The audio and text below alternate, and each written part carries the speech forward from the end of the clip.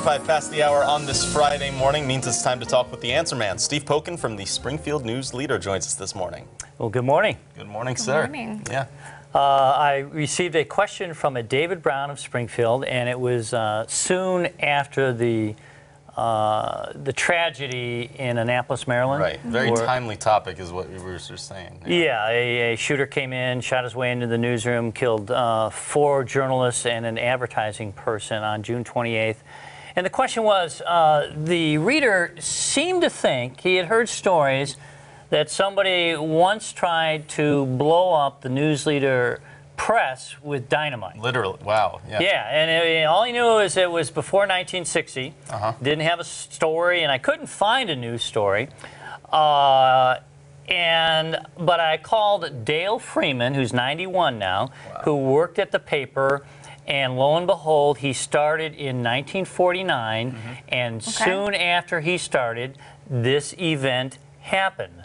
Somebody used dynamite to try to, our presses used to face, we were at the same location, used to face north. Right. And our press was there, and there were big windows, and a lot of people would congregate to watch the presses run. Yeah. I don't know if you guys ever seen a newspaper. See it actually get made. It's amazing. Yeah. It's a thrill. It's still a thrill. Nobody was hurt. There was little damage to the building. Dale seemed to recall that one of the windows was blown out. But most importantly, the context was there was a strike going on. The International Typographical Union was on strike. Okay. And those are the people that set type in the old days of metal type. Right. And Dale was like 22 at the time, and he remembers it. And there were like minor acts. There wasn't a whole lot of violence, but you know, during the strike, there were pickets around the building. Yeah. Okay. Nails were on the driveway, and it's only, no one was ever arrested, so it has to be an assumption that anyone involved with the union tried to blow up the presses. And it was unlike, we think it was unlike, you know, a random shooter coming in. Right. It was during a strike where, actually Dale remembered that there were 2 other unions in the newspaper, and neither of them went out.